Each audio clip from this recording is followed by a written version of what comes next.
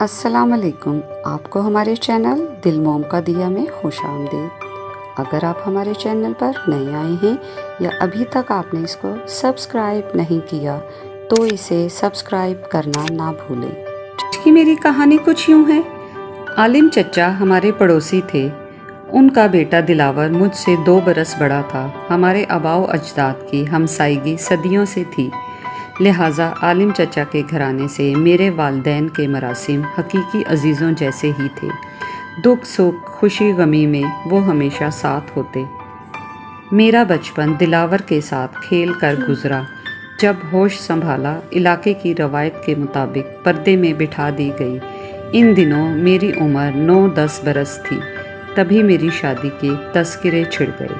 ہمارے خاندان میں بچوں کی شادیاں 9 عمری میں کر دیا کرتے تھے۔ مجھے دلاور سے اور اس کو بھی مجھ سے بے حد لگاؤ تھا۔ یہ بہت معصوم اور پاکیزہ محبت تھی۔ تب یہ محبت صرف کھیل کود کے باعث دلوں میں گھر کر گئی تھی۔ اس کے سوا محبت کا کوئی مفہوم ہمارے بچپن کی لغت میں موجود نہ تھا۔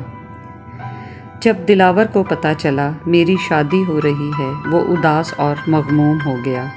اب ہم کھلے عام نہیں مل سکتے تھے۔ بے شک ایک گھر آنگن میں پلے تھے، مگر درمیان میں دیوار تو تھی۔ ان دنوں میری عمر 12 برس تھی جب مجھے شادی کے بندھن میں باندھنے کی تیاری ہونے لگی۔ ہماری ایک رشتے کی پھوپھی اگلے گاؤں میں رہتی تھی۔ ان کے بیٹے اظہر سے میری شادی طے پا گئی۔ وہ کافی اراضی کے مالک اور زمیندار لوگ تھے۔ بچپن میں جب دلہنوں کو بنا سنورا دیکھتی تو جی میں امنگ جاگتی کہ میں بھی دلہن بن جاؤں۔ اپنی شادی ہونے لگی تو وہ بچپن کا احساس دب گیا، کیونکہ اپنوں سے جدائی اور دلاور سے دوری کے اندیشوں نے دل کو مٹھی میں دبا کر بھینچا۔ درد کی لہریں روح کی گہرائیوں میں سرایت کرنے لگیں۔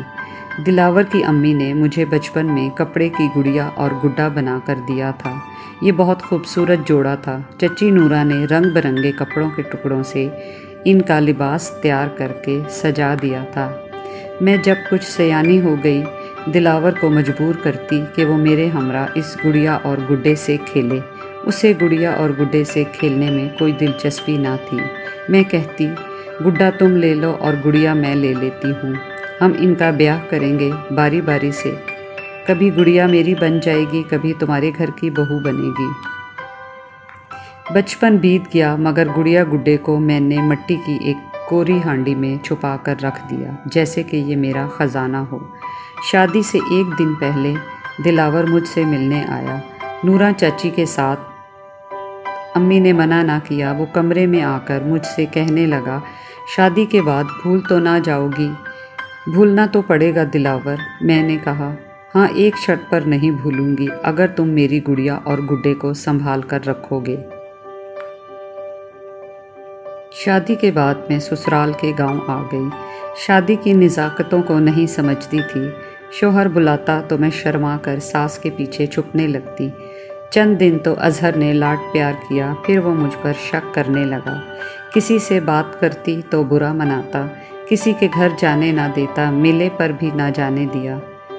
رو کر چپ ہو رہی۔ ماں باپ دور تھے، کسی سے کچھ نہ کہہ سکتی تھی۔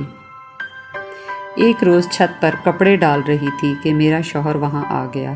اس وقت میں سڑک پر جھانک رہی تھی۔ ادھر سے ایک شخص گزر رہا تھا۔ اظہر نے پوچھا، بتاؤ یہ کون شخص تھا؟ میں نے جواب دیا، مجھے نہیں معلوم، کوئی راہگیر ہوگا۔ تم اس کو کیوں دیکھ رہی تھی؟ بس ویسے ہی، وہ وہاں سے گزر جو رہا تھا، میں نے جواب دیا۔ سچ سچ بتاؤ، آج رات میں زمینوں پر تھا تو تمہارے پاس کون آیا تھا؟ کوئی بھی نہیں۔ اس نے مجھ پر چاقو نکال لیا اور اتنا ڈرایا کہ میں خوف سے سیڑھیاں پھلانگتی نیچے کو بھاگی۔ صحن میں تخت پوش پر ساس بیٹھی تھی، میں اس پر جا گری اور بے ہوش ہو گئی۔ مجھ پر جو گزری کیا بتاؤں۔ اب تو اظہر ہر وقت میری نگرانی کرنے لگا۔ گھر والوں کو خط بھی نہ لکھ سکتی تھی۔ تبھی والد صاحب نے میری خیریت معلوم کرنے کو اپنے پرانے ملازم بابا فضل کو بھیجا۔ تب اظہر نے مجھے کہا کہ اپنے ابا کو خط لکھ دو اور لکھو، میں خیریت سے ہوں اور ٹھیک ہوں، یہاں خوش ہوں، آپ میرے بارے میں بالکل بھی پریشان نہ ہوں۔ ابھی میں میکے نہیں آنا چاہتی۔ میرا شوہر بولتا جاتا اور میں لکھتی جاتی۔ پھر اس نے خط کو لفافے میں ڈال کر بند کر کے رکھ دیا، اور جب وہ فضل بابا سے بات کرنے بیٹھک میں گیا، میں نے جلدی سے لفافہ کھولا اور ایک چھوٹے سے پرچے پر لکھا، بابا میں ٹھیک نہیں ہوں، جلد آ کر مجھے لے جائیں۔ پھر لفافہ بند کر کے جہاں رکھا تھا وہیں رکھ دیا۔ دل دھڑک رہا تھا کہیں اظہر کو پتہ نہ چل جائے۔ میرے شوہر نے لفافے پر شک نہ کیا، جیسے بند تھا ویسے ہی فضل بابا کے حوالے کیا، تو میں نے سکھ کا سانس لیا۔ خط ملتے ہی 2 روز بعد ابا آ گئے۔ میں نے بہت چاہا صبر سے کام لوں، مگر خود پر قابو نہ رکھ سکی اور ان سے گلے لگ کر پھوٹ پھوٹ کر رونے لگی۔ میں نے کہا، ابا یہ شخص مجھے چاقو سے ڈراتا ہے، آپ ساتھ لے چلیں، میں اب یہاں نہیں رہوں گی۔ ابو کو میری پیلی رنگت سے اندازہ ہو گیا کہ میں یہاں خوش نہیں ہوں۔ انہوں نے کچھ کھایا نہ پیا۔ میری ساس اور شوہر سے کہا کہ میری بیوی بہت بیمار ہے، اس لیے خوش بخت کو لینے آیا ہوں، آپ اس کو میرے ساتھ بھیج دیں۔ انہیں انکار کی جرأت نہ ہوئی اور میں والد کے ہمراہ میکے آ گئی۔ والدین نے جب اظہر کی شکی طبیعت اور سلوک کے بارے میں سنا تو وہ بہت پریشان ہو گئے۔ انہوں نے سمجھانا چاہا تو میں نے واضح کہہ دیا کہ مجھے مار ڈالو، میں اب وہاں نہیں جاؤں گی۔ میری حالت کے مد نظر والد نے مجھے نہ بھیجا تو اظہر نے طلاق بھجوا دی۔ مجھے شادی سے نفرت ہو چکی تھی۔ جب میرے سامنے شادی کا نام لیا جاتا رونے لگتی کہ دوبارہ مجھے اس امتحان میں مت ڈالیں۔ ساتھ میری عمر بھی بیت رہی تھی۔ شادی کا بندھن کسی لڑکی کو پسند ہو یا نہ ہو، اسے شادی کے مراحل سے تو گزرنا پڑتا ہے۔ دلاور کو میرے اجڑ جانے کا دکھ تھا، ایسے ہی جیسے کہ مجھ سے جدائی کا دکھ اس نے سہا تھا۔ وہ اکثر اپنی ماں سے کہتا، ماں اگر بخت کی شادی اظہر کی بجائے کسی اور اچھے انسان سے ہو جاتی تو اس کو دکھ نہ جھیلنے پڑتے۔ 1-2 بار تو اس کی ماں یہ بات سن کر خاموش ہو گئی۔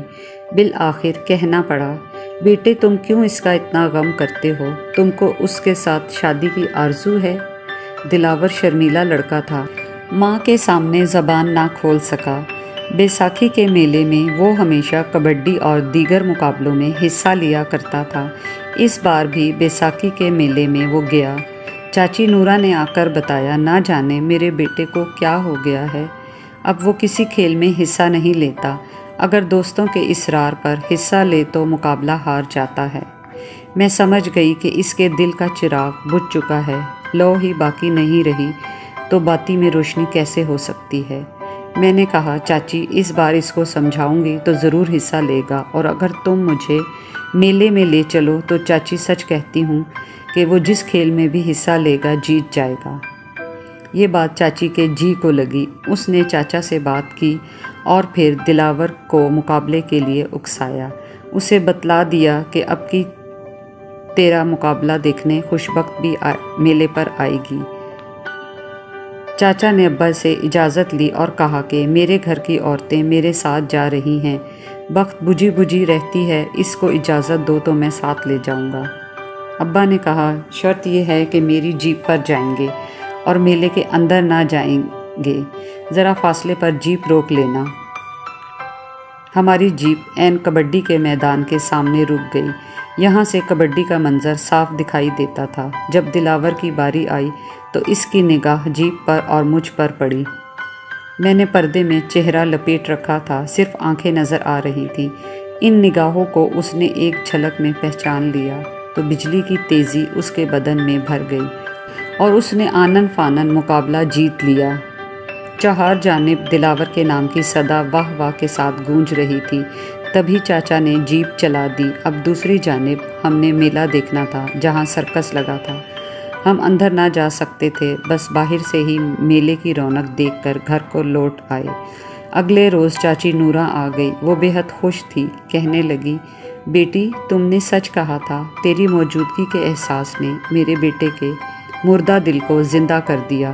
وہ اپنی کامیابی پر بہت خوش ہے اور اسی خوشی میں اس نے تیرے لیے یہ مٹھائی بھجوائی ہے۔